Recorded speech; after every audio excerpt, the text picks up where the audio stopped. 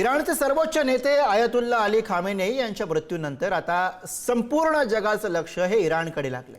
खामेनेईंच्या निधनानंतर आता इराणमध्ये पुढे काय होणार हा सर्वात मोठा प्रश्न आहे। इराणमध्ये आता सत्ता परिवर्तन होणार का आणि सत्ता नेमकी कुणाकडे जाणार याकडे सर्वांच्या नजरा लागलेल्या आहेत। इराणच्या सर्वोच्च नेतेपदी आता मुस्तफा खामेनेई की रेजा पहलवी यांची निवड होणार याबाबतही मोठी चर्चा सुरू आहे। दुसरीकडे या सर्व घडामोडींनंतर अमेरिका आणि इस्रायलचं पुढचं पाऊल नेमकं काय असेल हे पाहणं सुद्धा महत्त्वाचं ठरणार आहे। इस्रायल अमेरिका विरुद्ध इराण या युद्धाच्या पार्श्वभूमीवर आता आखाती देशांमधील समीकरण पूर्णपणे बदलण्याची शक्यता निर्माण झाली आणि या सगळ्या भोवती या चर्चेमधनं आपण चर्चा करूया।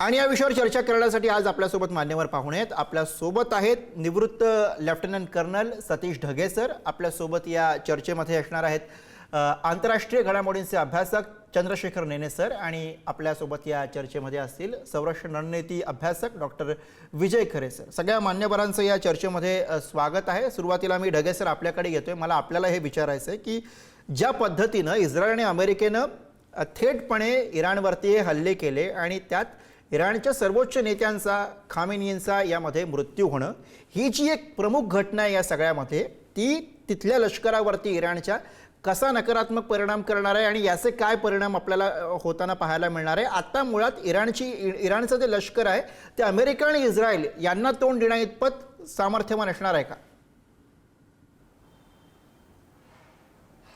नक्कीच गुरु, दोन महत्त्वाच्या गोष्टी आपल्याला लक्षात घ्याव्या लागतील की इराणचा सर्वोच्च नेता आयतुल्ला अली खामेनी हा 24 तासाच्या आत त्याचा खात्मा करण्यामध्ये अमेरिका आणि इस्रायल जर यशस्वी होत असेल तर आतापर्यंत जे दावे केले जात होते इराणकडून की आम्ही जे आहे जशास तसं उत्तर देऊ आणि जे सगळ्या वेगवेगळ्या गोष्टी आयतुल्ला अली खामेनी यांच्याकडून सुद्धा सांगण्यात आल्या होत्या की जरी अमेरिका ही सर्वोच्च शक्ती त्या ठिकाणी असली तरी सुद्धा त्यांना जे आम्ही धुळीस मिळवू वगैरे वगैरे, तर लिटरली 24 तासामध्ये तुमच्या सर्वोच्च नेत्याला तुम्ही त्या ठिकाणी वाचू शकले नाही। तर यावरून दिसतं की खऱ्या अर्थानं अमेरिकेनं किती जबरदस्त होमवर्क त्या ठिकाणी केलं होतं। अमेरिकेचं सामर्थ्य काय, अमेरिकेचं इंटेलिजन्स काय आणि अमेरिकेची खऱ्या अर्थानं लेटेस्ट ट्रॅकिंग सिस्टम काय, त्याच्याच आधारावर ही कारवाई ती केली। बरं, बाय द वे फक्त आयतुल्ला अली खामेनी नाही, एका मिनिटामध्ये 40 कमांडरचा खात्मा केला। महत्त्वाचे राजकीय नेते ज्यामध्ये त्यांच्या डिफेन्स मिनिस्टरचा सुद्धा समावेश आहे त्याचा खात्मा करण्यामध्ये ते यशस्वी झाले। त्यामुळे अमेरिकेच्या मिलिटरी सामर्थ्याच्या विषयी जे आहे कोणी शंका त्या ठिकाणी घेऊच नाही। मग आता इराण त्यांच्या समोर उभा राहू शकेल का? जर फक्त मिलिटरी सामर्थ्य तुम्ही म्हणत असाल, सामरिक सामर्थ्य म्हणत असाल तर दूरपर्यंत प्रश्न नाही की अमेरिकेसमोर इराण कुठेही उभा राहू शकत असेल। याचा अर्थ संघर्ष इराण त्या ठिकाणी करणार नाही का? नक्कीच संघर्ष करेल। आज सुद्धा इराणकडे जे आहे 2000 ते 3000 वेगवेगळ्या प्रकारचे बॅलिस्टिक मिसाइल्स, हायपरसोनिक मिसाइल्स, त्याचबरोबर लेटेस्ट ड्रोन्स उपलब्ध आहेत आणि त्याच ड्रोन्सचा त्याच मिसाइल्सचा वापर करून मागच्या 24 तासामध्ये अमेरिकेचे जे वेगवेगळ्या प्रकारचे मिलिटरी बेसेस, नेव्हल बेसेस आखाती देशांमध्ये त्यावर तो टार्गेट करतोय। एवढंच नाही तर दुबईचं इंटरनॅशनल एअरपोर्ट असेल, रियाद असेल, अबुधाबीचं एअरपोर्ट असेल, काही महत्त्वाचे हॉटेल्स असतील, अशा सिव्हिलियन इन्फ्रास्ट्रक्चरवर सुद्धा तो त्या ठिकाणी हल्ले करतोय आणि येणाऱ्या काळामध्ये स्ट्रेट ऑफ हॉर्मुझला ऑलरेडी ब्लॉक करण्याची जी आहे त्यांनी धमकी दिलेली आहे, त्याच्याविषयी त्यांना कारवाई सुरू केलेली आहे आणि इराणियन नेव्ही जी आहे त्या स्ट्रेट ऑफ हॉर्मुझला ब्लॉक करून जगाच्या अर्थव्यवस्थेला एक प्रकारे झटका देण्याचं काम, आर्थिक बाबीच्या माध्यमातून एक प्रकारे या तेलाच्या किमती वाढवण्याचं काम त्या ठिकाणी करू शकतं। तर हा संघर्ष इराण जो आहे तो नक्कीच त्या ठिकाणी लांब होऊ शकतो। असिमेट्रिक वॉरफेअरच्या माध्यमातून, सायबर वॉरफेअरच्या माध्यमातून सुद्धा काही अंशी तो त्याच्या प्रतिस्पर्ध्यांना म्हणजे मुख्यतः इस्रायल, अमेरिका यांच्या विरुद्ध त्या ठिकाणी लढू शकतो। पण माझ्या मते फक्त तुम्ही सामरिक दृष्ट्या म्हणेल तर फार काळ जो आहे इराण त्याच्या विरुद्ध त्या ठिकाणी टिकणार नाही। त्याच्याचमुळे इराणचा प्रयत्न त्या ठिकाणी की अरब राष्ट्रांवर जर हल्ला केला तर ही अरब राष्ट्र जी अमेरिकेची मित्र राष्ट्र आहेत ती एक प्रकारे अमेरिकेवर दबाव त्या ठिकाणी टाकतील आणि काही अंशी हा तणाव निवळण्यासाठी मदत करतील। जर अशा प्रकारच्या दुबईच्या इंटरनॅशनल एअरपोर्टवर या का नाही तर काही महत्त्वाच्या हॉटेलवर हल्ला केला तर जगातल्या वेगवेगळ्या देशातले जे टुरिस्ट आहेत आणि त्या देशाचे जे प्रमुख आहेत किंवा देशाचे जे नेते आहेत ते सुद्धा अमेरिका इस्रायलवर अशा प्रकारे जे आहे चर्चेच्या माध्यमातून दबाव टाकतील आणि हा तणाव निवळण्यासाठी IRGC साठी इराणसाठी हे फायद्याचं ठरू शकेल. म्हणून अशा प्रकारची रणनीती आपल्याला IRGC आणि इराण वापरताना त्या ठिकाणी दिसतोय. मूळ तुमचा प्रश्न, अमेरिकेसमोर इराण उभा राहू शकत नाही हे सत्य त्या ठिकाणी आहे, पण येणाऱ्या काळामध्ये मात्र जो आहे तो नक्कीच त्या ठिकाणी चिवटपणे लढा देईल आणि यामध्ये सर्वात महत्त्वाची भूमिका असणार आहे ती IRGCची, इराणियन रेव्होल्युशनरी गार्ड कोरची. अगदी सर, मी नेने सरांकडे येतोय. मला ही चर्चा पुढे घेऊन जायची आहे. आता ज्या पद्धतीनं इस्रायल आणि अमेरिका यांच्याकडनं हल्ले करण्यात आले ते हल्ले बघता आणि इराणची झालेली सगळी गत बघता, या सगळ्यामध्ये रशिया आणि चीन यांची भूमिका ही महत्त्वाची ठरणार आहे, तर ती कशी ठरणार आहे हा एक याला जोडून प्रश्न आहे. आणि भारत आणि इराण यांच्या संबंधांवरती याचा कसा एकूणच सगळ्या घडामोडींचा परिणाम असेल आपल्या दृष्टीने हा प्रश्न. नेने सर. बरोबर. नमस्कार. कर्नल ढगे यांनी अतिशय उत्कृष्ट विश्लेषण केलं की इराणची शक्ती त्यांच्या क्षेत्रामध्ये अजून सुद्धा शिल्लक आहे, परंतु ज्या त्वरेने अमेरिका आणि इस्रायलने मिळून खमेनी आणि त्याचे सहकारी एकदम मारलेत, त्याचा दणका इराणला मिळालेला आहे. आणि विशेष महत्वाची गोष्ट म्हणजे इतके दिवस जे सांगितलं जात होतं की रशिया आणि चीन मोठे मोठे दंड थोपटून सांगत होतं हे करू नका ते करू नका, त्यातलं काहीही प्रत्यक्ष झालेलं नाहीये. त्या केवळ तोंडच्या वाफाच आतापर्यंत तरी दिसत आहेत. त्याची दोन कारणं आहेत. एक तर रशिया स्वतः युक्रेनच्या युद्धात गळ्यापर्यंत बुडालेला आहे, त्याला युक्रेनमधनं आधी मोकळं होण्यापेक्षा झाला तरच तो इथे काहीतरी करू शकेल. आणि दुसरं, चीनबद्दल असं सांगितलं जातं की सध्या प्रचंड मोठ्या आर्थिक संकटात चीन आहे. तुम्ही पाहिलं असेल ऑपरेशन सिंदूरच्या वेळेला सुद्धा चीननी काहीही केलं नव्हतं. चीन हा प्रत्यक्ष याच्यात कुठे येईल असं दिसतच नाहीये. त्याचा अर्थच असा आहे की इस्रायल आणि अमेरिका यांना खुली छूट मिळालेली आहे की इराणचा जो काही प्रतिकार आहे तो त्वरेने मोडून काढायचा आहे. कारण त्वरेने तो जो मोडून काढला तर इराणमध्ये सुद्धा दोन आपल्याला दिसत आहेत पडलेले फॅक्शन. एक तर खामेनी मेल्यामुळे शोकसंतप्त लोक खूप जमा झाली आहेत, पण अशाही बातम्या आहेत की इराणमध्ये बऱ्याच ठिकाणी लोकांनी मिठाई वाटली आहे की बरी झाली, पिढा गेली. तर याचा फायदा घ्यायला अमेरिका आणि इस्रायल नक्कीच प्रयत्न करणार की इराणच्या मध्ये जर त्यांना दुभागता आली त्यांची पॉप्युलेशन, तर दुभागलेल्या पॉप्युलेशन मध्ये मुस्ताबाला फार दिवस ते टिकू देणार नाहीत. खरं म्हणजे येत्या काही दिवसात मुस्ताबा सुद्धा वरती जाईल की काय अशी शक्यता नाकारता येत नाही. कारण आजच्या दिवसात तरी मुस्ताबा हे वडिलांचं धोरण पुढे नेणार आहे.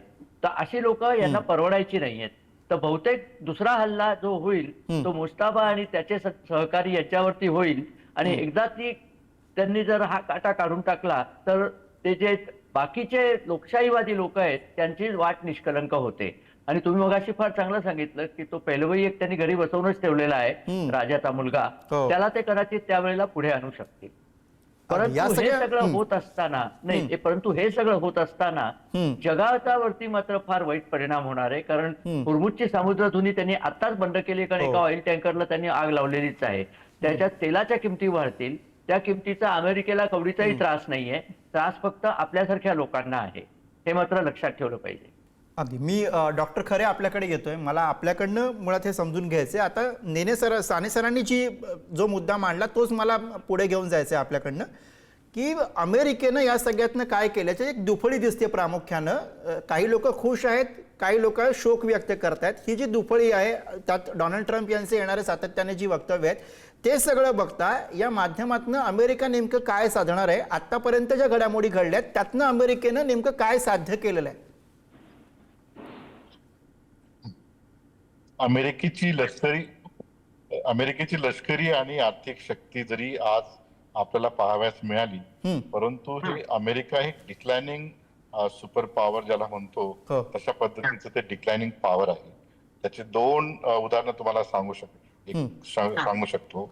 मागच्या वेळेस ज्यावेळेस इराण इस्रायल युद्ध झालं त्यावेळेस जवळपास इराणच्या 50 बॅलिस्टिक मिसाईल यशस्वीरित्या इस्रायलवर हल्ला करून त्या ठिकाणी त्यांच्या स्ट्रॅटेजिक बेसिसला जेव्हा टार्गेट हिट केलं त्यानंतर त्या ठिकाणी युद्धबंदी झाली. आणि ती युद्धबंदी केल्यानंतर इस्रायलला असं लक्षात आलं की आता या ठिकाणी आपण काहीतरी काउंटर मेजर्स केले पाहिजे. आणि जे आपण म्हणतो 24 तासात खात्मा केला वगैरे असं नाहीये.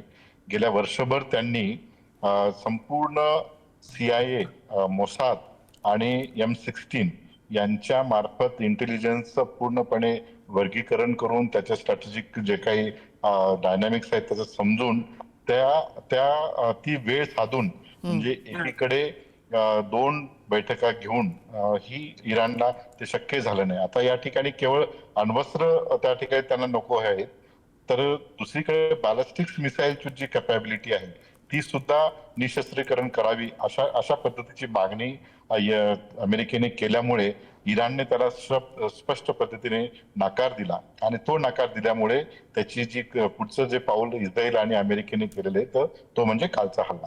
आता या ठिकाणी 2 गोष्टी आहेत की भारत जसा युनायटेड नेशनचा सदस्य राष्ट्र आहे तसा इराणही त्या ठिकाणी सदस्य राष्ट्र आहे आणि प्रत्येक देशाचं सार्वभौमत्व टिकवण्यासाठी प्रत्येक देशाला आपला स्वतःचा अधिकार आहे. आर्टिकल 51 प्रमाणे प्रत्येक देशाची सुरक्षितता टिकवण्यासाठीच आपल्याला तो अधिकार आहे.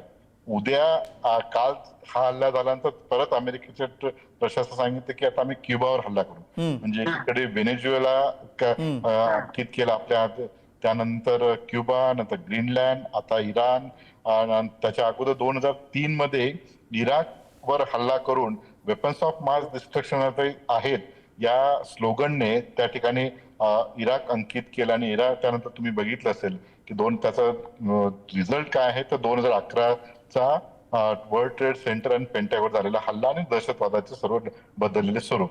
आता या ठिकाणी आज आपल्याला प्रथमदर्शनी 40 अधिकारी आणि त्यांच्या खोमेनीसह जरी हे गेले असतील तरी याचे लॉंग टर्म परिणाम मात्र खूप मोठ्या प्रमाणाने आहेत आणि हे निश्चित आहे की खोमेनी आणि त्यांच्या सहकार्यांना हे माहित होतं की अमेरिकेने जर अशा पद्धतीचा हल्ला केला तर त्याचं सेकंड आणि थर्ड टियरचे काय नेतृत्व असावं आणि त्या पद्धतीची त्यांची नेतृत्वाची जुळवणी त्यांनी करून ठेवलेली आहे.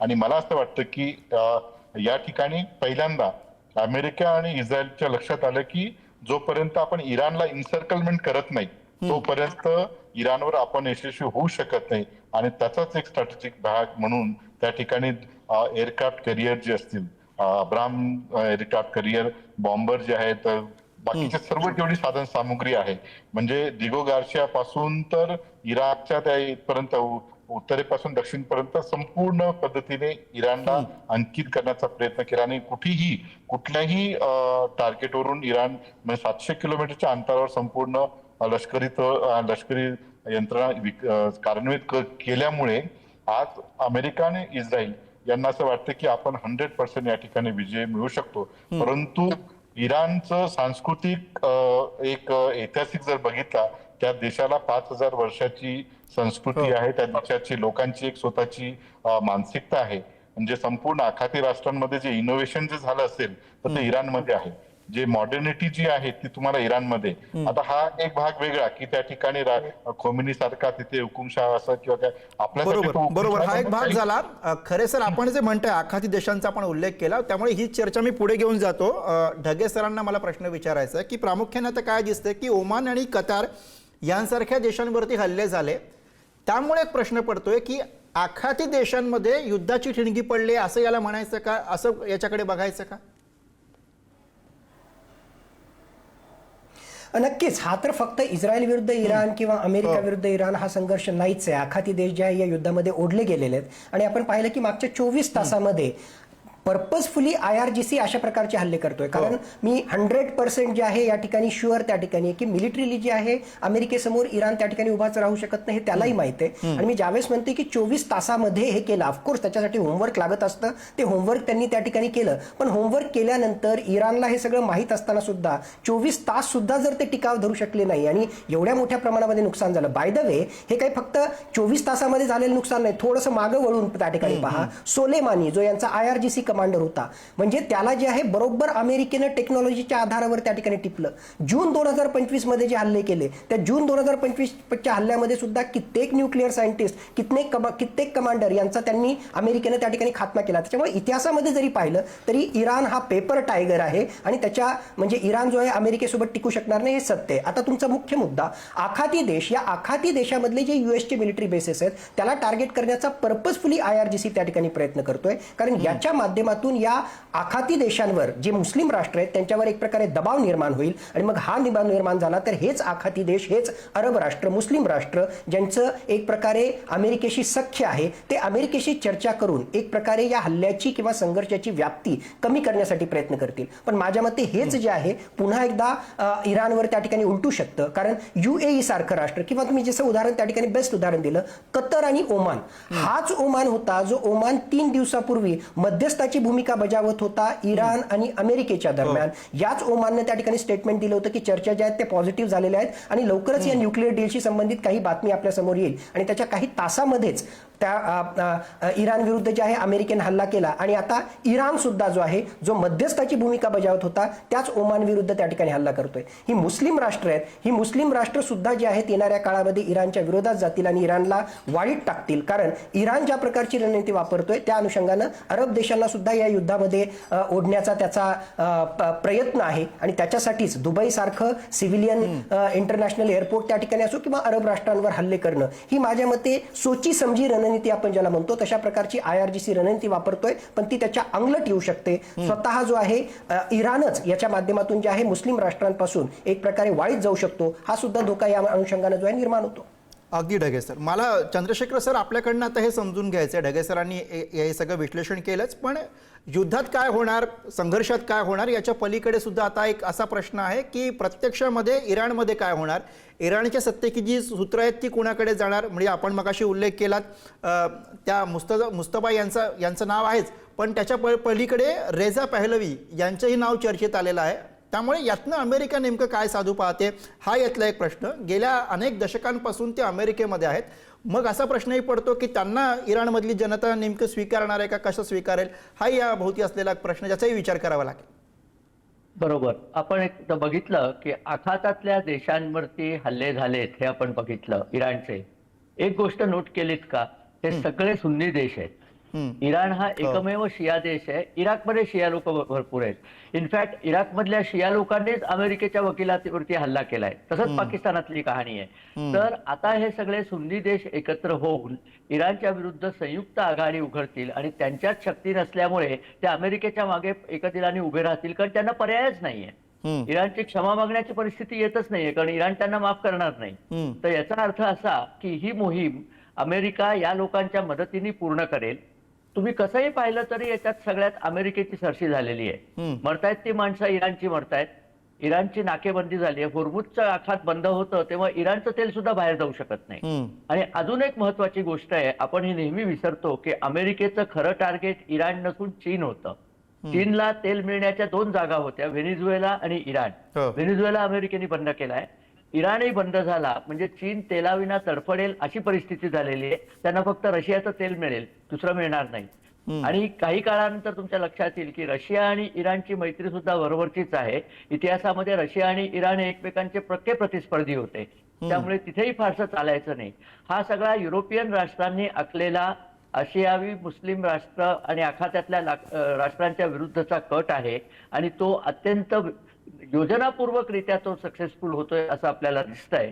आणि त्याचाच अर्थ असा की येते 3-4 दिवस महत्वाचे असणार आहेत. इराणची IRGC जी आपण ऐकतोय त्या IRGCचा कणा मोडण्याचं काम सध्या जोरात सुरू आहे. त्यांच्या सगळ्या ऑफिसेसवरती बॉम्बिंग चाललंय आणि ज्या पद्धतीने हे बॉम्बिंग होतंय त्याचा अर्थ इराणमध्ये गुप्तहेर संस्थांनी, मोसाद किंवा CIA पूर्णपणे पोखरलेलं आहे. इतकी बित्तम बातमी नाही तर त्यांना मिळणं शक्यच नव्हतं की खामेनी कधी मीटिंग करणार आहे, सगळे लोक कुठे जमणार आहेत, किती वाजता जमणार आहेत.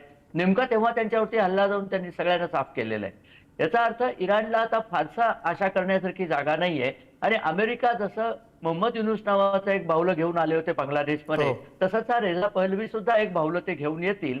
आणि त्याला आणल्यानंतर लोक त्याला किती स्वीकारतील याच्यात एकच फक्त आहे की लोकांचा या मूल्यांवरचा रोष इतका जास्त आहे की कोणीही चालेल पण मूल्य नको अशी परिस्थिती येऊ शकते.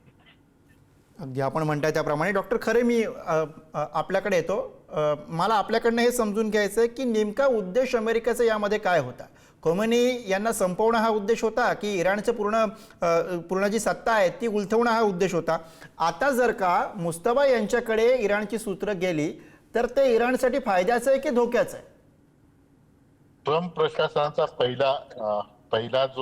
पहिली जी टर्म होती त्यांची तेव्हापासून खऱ्या अर्थाने ट्रम्पचं त्यांच्या याच्यामध्ये इराण हे निशस्त्रीकरण असावं आणि पश्चिम आशियामध्ये सोल पॉवर हे इस्रायल युएस लेड इस्रायलकडे असावी अशी त्यांची स्ट्रॅटेजिक असल्या कारणाने सुरुवातीपासूनच त्यांचा त्या ठिकाणी रिजिम चेंज हा स्लोगन देऊन संपूर्ण जगभर त्या ठिकाणी प्रयत्न जगात त्यांनी तशा पद्धतीचे प्रयत्न केले. परंतु रिजिम चेंजच्या सोबत आता या ठिकाणी या युद्धाचं परिणिती शेवटी काय होणार, जोपर्यंत ट्रम्पची इच्छा असेल, म्हणजे मला असं वाटतं की पुढचे 6 ते 7 दिवस जे सोर्सेस नुसार जी माहिती मिळते ते की 6 ते 7 दिवस हे युद्ध चालेल. परंतु याचे लॉंग टर्म इम्प्लिकेशन जे आहेत हे लॉंग टर्म इम्प्लिकेशन आंतरराष्ट्रीय पटलावर अतिशय भयावह असतील.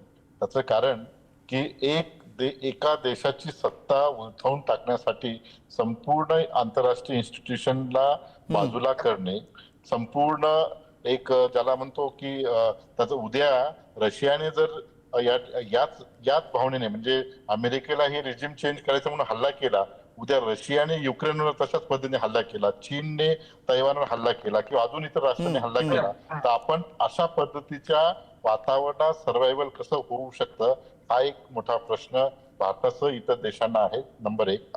नंबर 2, याचे सर्वात स्ट्रॅटेजिकल इम्प्लिकेशन जे आहे म्हणजे आजही तो आपल्याला इथे बसून फार इझी वाटतं, परंतु इराणची जी काही रिअलची व्हॅल्यू असेल किंवा इराणची पॉवर्टी असेल त्या ठिकाणी लोक कंटाळलेली आहेत, परंतु त्याचबरोबर त्यांना लोकल जो सपोर्ट आहे तो सपोर्ट सुद्धा तेवढाच आहे. आणि म्हणून इराणची सांस्कृतिक जे जडणघडण आणि लष्करी जडणघडणामागे तिथल्या लोकांचं जो कल आहे तोही फार महत्वाचा आहे. परंतु त्या कलून असं दिसतंय की त्यांना त्यांच्या त्या ठिकाणी मध्यंतरी कोणीतरी त्या ठिकाणी बोललं की धर्माचं शियाचं जे आहे शिया बहुल मुस्लिम जे आहेत याचं 2-3 गोष्टी याचे डायनामिक्स बघून घ्या की संपूर्ण अमेरिकेची जी तळं आहेत ते सर्व सुन्नी बहुल राष्ट्रांमध्ये आहेत. मग ते ओमान असेल, कतार असेल, सौदी असेल, इनफॅक्ट पाकिस्तानमध्ये सुद्धा त्या ठिकाणी आहे, दिगो गार्शियामध्ये त्या ठिकाणी, म्हणजे या ज्या संपूर्ण स्ट्रॅटेजिक बेसेस अमेरिकेने केलेले आहेत त्या सुन्नी बहुल राष्ट्रांमध्ये केलेले आहे. आणि त्याच्या उलट म्हणजे लेबनान मधला हिजबुल्ला असेल, हमास असेल, येमेन मधलं ते आपले हुती असतील, हे सर्व शिया सेक्ट आहे. तर एखाद्या सेक्टला संपवण्यासाठी तुम्ही अशा पद्धतीची यंत्रणा विकसित करत असाल तर त्याचा परिणाम लॉंग टर्म होऊ शकतो. म्हणजे इराक 2003 मध्ये सद्दाम हुसेन यांना मारलं गेलं, परंतु 2003 ते 2011 या कालावधीमध्ये ज्या पद्धतीने इस्लामिक मिलिशिया तयार होऊन शेवटी त्याचा एंड हा 2011च्या वर्ल्ड ट्रेड सेंटर आणि याच्यावर हल्ला केल्यानंतर त्याचे रिपरकेशन आपल्याला पाहावयास मिळेल. तशा पद्धतीची एक अनसर्टिनिटी जी आहे ती अनसर्टिनिटी जागतिक पटलावर आपल्याला पाहावयास मिळेल. आणि म्हणून अजूनही वेळ गेली नाही. भारत असेल, चीन असेल, रशिया असेल किंवा इतर इंटरनॅशनल इन्स्टिट्यूशन असतील यांनी तिथे इंटरव्हेन करून आता सुद्धा ट्रम्प सोबत चर्चा करून हे युद्ध इस्केलेट होणार नाही याची काळजी घेणं फार गरजेचं आहे. आणि मला असं वाटतं की भारताची जी इन्व्हेस्टमेंट आहे आपली, जसं एकीकडे आपण हेक्सागॉन स्ट्रॅटेजिक अलायन्स मध्ये आहोत म्हणजे जिथे ग्रीस आणि इतर ठिकाणी आपल्याला स्ट्रॅटेजिक आपले एक्सपोर्ट करण्यासाठीची आपल्याला स्पेस मिळणार आहे, क्रिटिकल टेक्नॉलॉजी इस्रायल कडनं मिळणार आहे, परंतु ऑलरेडी आपली इन्व्हेस्टमेंट इराणमध्ये आहे. आपण ऑइल फॉर एज्युकेशन असं 80च्या दशकामध्ये इराण सोबत संबंध प्रस्थापित केले होते. तर आपल्या जे देशाची स्ट्रॅटेजिक ऑटोनॉमी सांभाळून दोन्ही राष्ट्रांच्या दरम्यान बरोबर तशी भूमिका घ्यावी लागेल. मी अगदी चर्चेच्या शेवटाकडे ढगे सर आपल्याकडे एका कॉमेंटसाठी येतो. मला अगदी एकच मिनिट आहे की अमेरिका आणि इस्रायल यांचं पुढचं पाऊल आपल्याला नेमकं काय दिसते, अगदी शेवटची कॉमेंट. ऑलरेडी अमेरिकाने इस्रायलनं जाहीर केलेलं आहे की आता आयतं कोलीत त्यांना मिळालेलं आहे आणि महत्वाचे इराणमधले जे कमांड अँड कंट्रोल सेंटर्स आहेत मुख्यतः IRGCचे ते उद्ध्वस्त करणं आणि त्याच्या माध्यमातून इराणमधल्या काही महत्वाच्या न्यूक्लिअर साईट्स असतील, IRGCचे कमांडर्स त्या ठिकाणी असतील आणि सगळ्यात महत्वाचं मिसाईल लॉन्चिंग पॅड जे आहेत ते पूर्णतः उद्ध्वस्त करणं आणि याच्या माध्यमातून जे आहे इराणमध्ये निशस्त्री करण्याचा त्याचा एक ऑब्जेक्टिव्ह जो होता त्याच्या जवळ पोहोचणं हा एक महत्वाचा जो आहे मिलिटरी ऑब्जेक्टिव्ह असू शकतो. आणि पॉलिटिकल ऑब्जेक्टिव्ह सत्ता बदल म्हणजे डिक्लेअर करण्यासाठी तर झालं, झालं की आयातुल्ला अली खामेनीला त्या ठिकाणी हटवलं, पण धर्माधिष्ठित राजसत्ता हटवणं आणि त्याच्या जागी आयदर रिझा पहलवी किंवा अशा प्रकारची जुनीच मोनार्की राजेशाही पद्धत आणणं किंवा डेमोक्रेटिकली इलेक्टेड गव्हर्नमेंट त्या ठिकाणी निवडून आणणं, सो दॅट एक प्रकारे युएस धार्जिनं सरकार किंवा तसा नेता त्या ठिकाणी येईल. यासाठी येणाऱ्या काळामध्ये इस्रायल आणि युएसए प्रयत्नरत राहील असं मला वाटतं. अगदी. तर महासत्ता असलेल्या अमेरिकेचे हे सगळे मनसूबे आहेत ते उघड आहेत सगळे, आणि त्या दृष्टीने आता हा युद्धाचा भडका उडालेला आहे. मात्र नजीकच्या भविष्यामध्ये अगदी यामध्ये काय काय घडामोडी घडतात यावरती बारीक लक्ष ठेवून राहावं लागेल. धन्यवाद आपण सर्वांनी या विश्लेषणासाठी वेळ दिला त्याविषयी. आणि यासह आजच्या या धुरड्यामध्ये आपण इथेच थांबतोय. पाहत राहा पुढारी न्यूज.